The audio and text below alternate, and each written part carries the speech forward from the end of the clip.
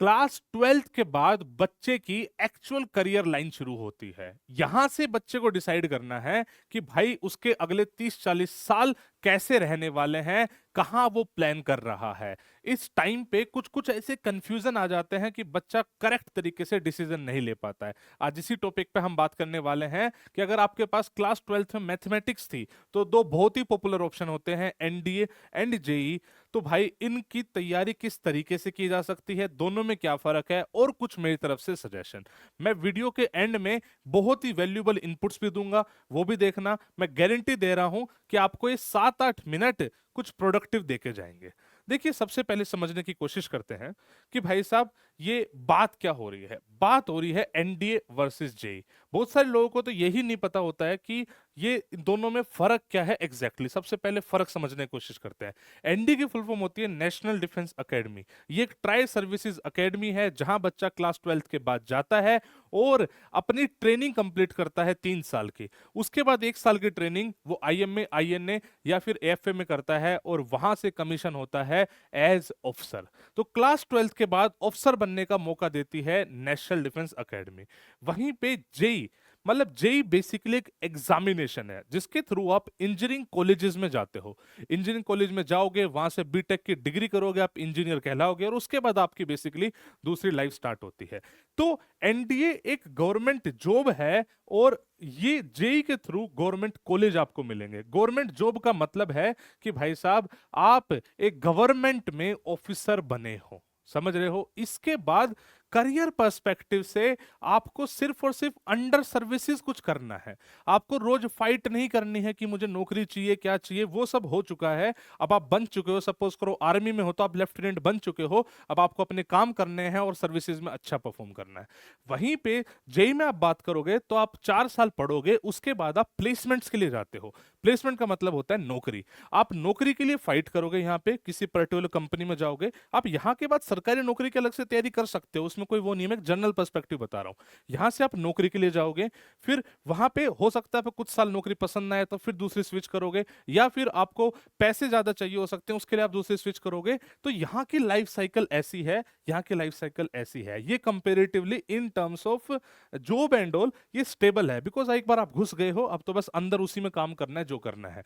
यहाँ पे it will keep on changing. तो सबसे पहला डिफरेंस तो ये है।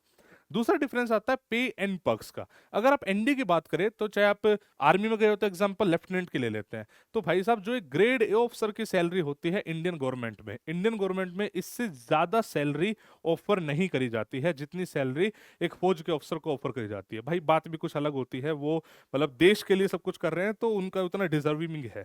तो भाई वो page and perks grade A officer की मिलती है।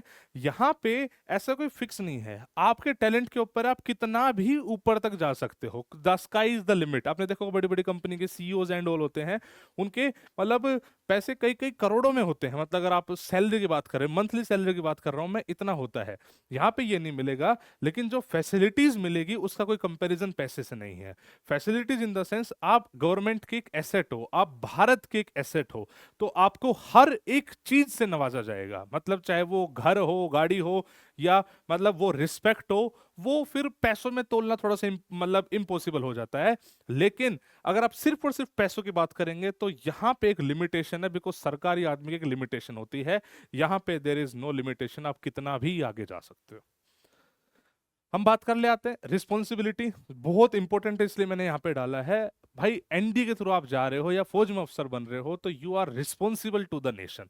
वो कहते हैं, आपने सुना भी होगा, वो कहते हैं ना कि भाई साहब सरहदों पे कोई खड़ा है इसलिए आप चैन से सो रहे हो। तो उनकी रिस्पॉन्सिबिलिटी टुवर्ड्स द नेशन है, वो काम ही उस माइंडसेट से करते हैं। और यहाँ पे तो बेसिकली अगर आपकी खुद की कंपनी है या आप कहीं आप जॉब कर रहे हो तो आपकी एक्चुअल रिस्पॉन्सिबिलिटी सिर्फ वहां पर है। उसके अलावा आप नेशन के लिए सर्विस करना चाहते हैं अलग से, भाई वो तो बिल्कुल ऑब्वियसली मतलब मोर देन वेलकम्ड है, हर बंदा करना ही चाहता है। लेकिन इन जनरल रिस्पॉन्सिबिलिटी नहीं है, यहाँ पे वो रिस्पॉन्सिबिलिटी है बच्चे। लाइफस्टाइल का कंपैरिजन कर ले। लाइफस्टाइल बेसिकली मतलब एनडीए में बहुत या फिर फौज में बहुत एडवेंचरस होती है। एक नॉर्मल लाइफस्टाइल कभी नहीं होगी, मतलब वो 9 से 5 की नौकरी टाइप कभी नहीं हो सकता।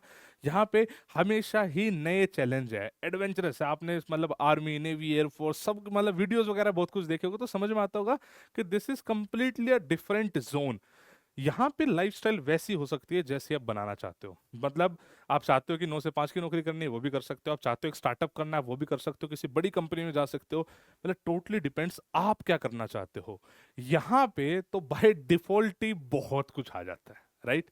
तो अच्छा सुनो, अब सर सॉल्यूशन क्या है, मतलब आप कौन सा बेटर कह रहे हो। मैं कोई बेटर नहीं कह रहा हूं बच्चे, मैंने बताया है दोनों के तौर तरीके। यहाँ पे एक अलग ही माइंडसेट से ये फौजी जो बंदा बनना चाहता है ना, वो जॉब के पर्सपेक्टिव से बनना ही नहीं चाहता। यहाँ पे मेजर लीग अच्छी लाइफस्टाइल के लिए बंदा जाना चाहता है कि ये पैसे अच्छे कमाऊंगा, फैमिली अच्छी होगी, थोड़ा मौज मस्ती करूंगा, शौक पूरे करूंगा। ये नॉर्मल ऑब्जेक्टिव मतलब होता है। मैं खुद एक बीटेक ग्रेजुएट हूँ, राइट। कुछ लेकिन एक कॉमन सजेशन मैं देता हूँ जो क्लास 12th के बाद हर बच्चे को अपनानी चाहिए। देखिए सबसे पहले आप इन दोनों को अलग क्यों कर रहे हो। एनडीए और जेई की तैयारी दोनों की एक साथ हो सकती है। अगर आप सिलेबस को कंपेयर करोगे तो भाई साहब मैथमेटिक्स तो कंप्लीट ही आपका मतलब सेम है। इनफैक्ट एनडी का काफी कम लेवल है जेई से। जिसने जेई की तैयारी कर रखी हो तो एनडी कर सकता है। दूसरा बचता है जीएटी। जीएटी में इंग्लिश, साइंस और जीके आता है, जिसका 11th 12th से कोई रिलेशन नहीं होता। वो 9th 10th में जो आपने पढ़ी है वही सारा है। हाँ वो बात अलग है, आज के जो कंपटीशन इतना है कि आपको उसकी भी तैयारी अलग से करनी ही पड़ेगी। हम भी कराते हैं, मतलब जिसको बाई चांस हमारे बारे में ना पता हो, मेरा नाम सुमित कुमार है। LWS प्लेटफॉर्म्स हम चलाते हैं, लर्न विद सुमित चलाते हैं। ऑनलाइन भी है, ऑफलाइन भी है। बच्चों को डिफेंस के लिए हम रेडी करते हैं। आज के डेट में मतलब हम ये क्लेम भी करते हैं कि इंडिया में सबसे ज्यादा सिलेक्शन रेट हम दे रहे हैं। तो मतलब वो तो एक अलग चीज है कि भाई आपको एक कंपटीशन फाइट करना पड़ेगा, लेकिन अगर बच्चा ढंग से तैयारी करे तो दोनों की तैयारी अच्छी हो सकती है। इनफैक्ट मैं हर एनडी एस्पिरेंट को बोलता हूं कि JEE is a very good plan B.